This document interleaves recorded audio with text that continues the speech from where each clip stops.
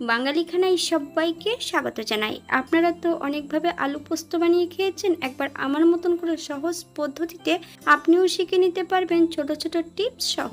তবে আজকে আমি এখানে আলু পোস্ত রান্না করব মেথি দিয়ে। কিভাবে রান্না করলাম চলুন সেটা একবার দেখে নিয়ে যাক ভিডিওর মাধ্যমে। আশা করছি আজকের ভিডিওটি ভালো লাগবে। সকল বন্ধুদের কাছে অনুরোধ করছি সম্পূর্ণ ভিডিওটি দেখার। এতটাই সুস্বাদু হয়েছিল খেতে, আপনি একবার রান্না করলে বারবার রান্না করবেন।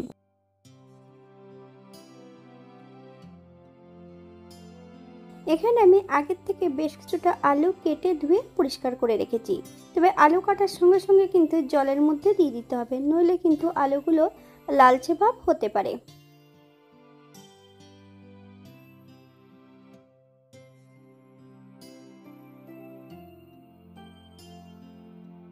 একটা কড়াইতে বেশ কিছুটা সরষের তেল অ্যাড করেছি।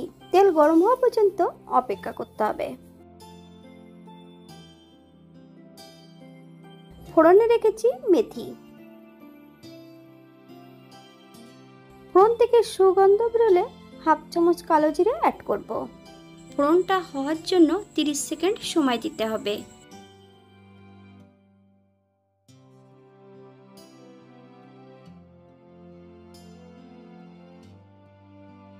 একটা শুকনো লঙ্কা,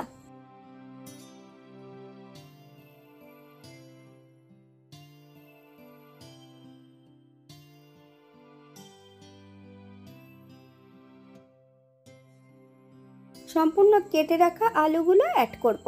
হাফ চামচ লবণ। গ্যাসের ফ্লেমটা হাইতে রেখে বেশ কিছু সময় আলুগুলো ভেজে নেব।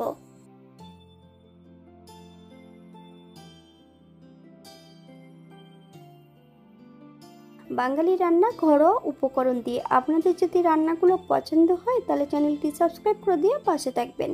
পাশে থাকা বেলটি বাজিয়ে দেবেন, নইলে নিত্য নতুন রান্নার নোটিফিকেশন পাবেন না। আমার এই চ্যানেলে আমিষ, নিরামিষ এবং বিভিন্ন ধরনের আলু পোস্ত রেসিপি দেওয়া আছে।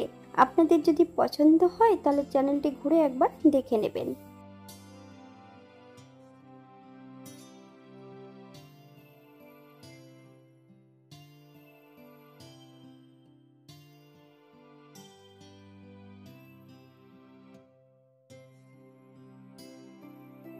মিডিয়াম সাইজের একটা টমেটো বেশ ছোট ছোট টুকরো করে অ্যাড করেছি।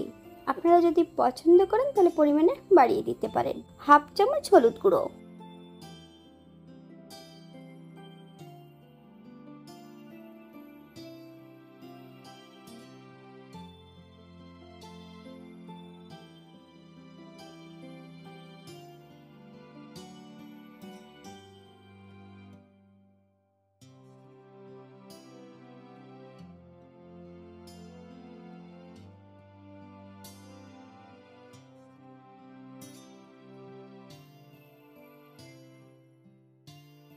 দু কাপ জল অ্যাড করব। আপনাদের যতটা গ্রেভির প্রয়োজন আপনারা ততটা জল অ্যাড করতে পারেন। মিডিয়াম আঁচে রান্না করে নেব।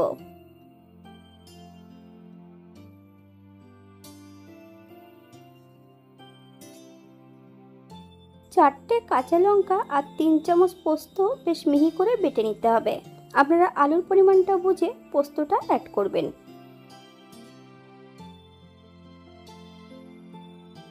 আলু সেদ্ধ হয়েছে কিনা একবার চেক করে নিতে হবে।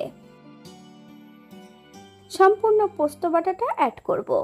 তবে যখন পোস্ত বাটা অ্যাড করতে হবে গ্যাসের ফ্লেমটা কিন্তু লোতে রেখে 2 থেকে 3 মিনিটের মতন লো ফ্লেমে রান্না করে নেব। স্বাদের জন্য এখানে আমি সামান্য একটু চিনি অ্যাড করব। আপনারা যদি পছন্দ করেন তাহলে পরিমাণে বাড়িয়ে দিতে পারেন।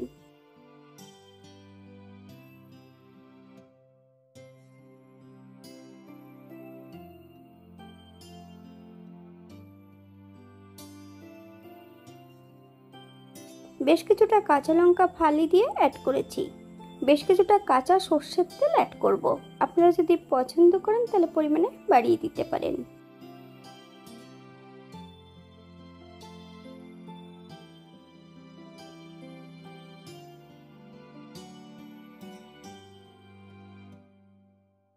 গ্যাসের ফ্লেমটা অফ করে দিয়ে 5 মিনিটের জন্য স্ট্যান্ডিং টাইম দেব। তারপর সার্ভ করব।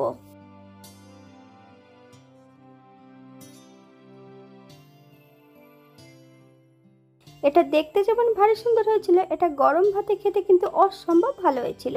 আপনারা বাড়িতে একবার একই পদ্ধতিতে বানিয়ে নেবেন। আজকে আলু পোস্তটা রেখেছিলাম সম্পূর্ণ নিরামিষ। আপনারা যদি এখানে পেঁয়াজ রসুন বা অন্যান্য মশলা পছন্দ করলে অ্যাড করতে পারেন।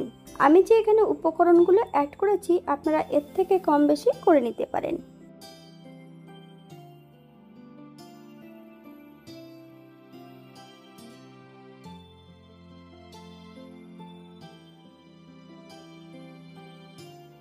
আজকের ভিডিওটি এই পর্যন্ত। সবাই সুস্থ থাকবেন, ভালো থাকবেন। অন্যদিন নতুন রেসিপি নিয়ে আপনাদের সামনে আবার আমি হাজির হব। নতুন ও পুরনো সকল বন্ধুদের অসংখ্য ধন্যবাদ ভিডিওটি দেখার জন্য। হাতে যদি সময় থাকে তাহলে একটা লাইক, কমেন্ট, শেয়ার করবেন।